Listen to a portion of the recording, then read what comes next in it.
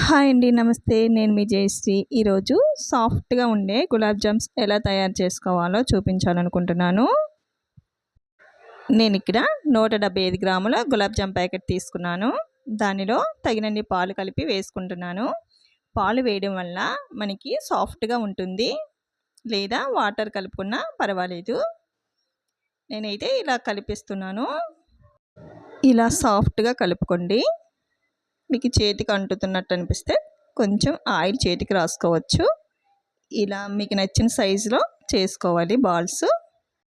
నేను ఇక్కడ అన్నీ చేసిన తర్వాత చూపిస్తున్నాను. నేను ఈ సైజులో చేసుకున్నాను. ఇప్పుడు కళాయిలో తగినంత ఆయిల్ వేసుకోండి. అది వేడెక్కిన తర్వాత ఒక్కొక్కటిగా వేసేసుకుందాం. ఎక్కువగా అవసరం లేదు ఆయిల్, తగినంత వేసుకుంటే సరిపోతుంది. ఇవి మంచి కలర్ వచ్చే వరకు వేగనివ్వండి.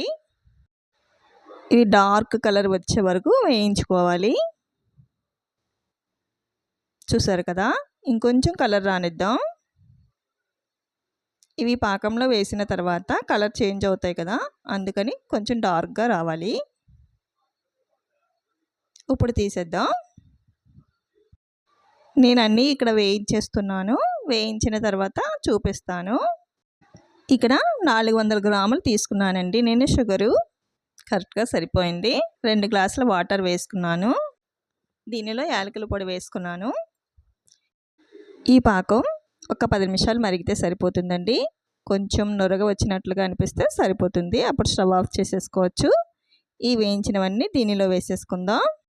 నచ్చిందా అండి నేను చేసిన రెసిపీ? నచ్చితే లైక్ చేయండి, సబ్స్క్రైబ్ చేసుకోండి, బెల్ ఐకాన్ ఆన్లో ఉంచుకోండి. Thanks for watching.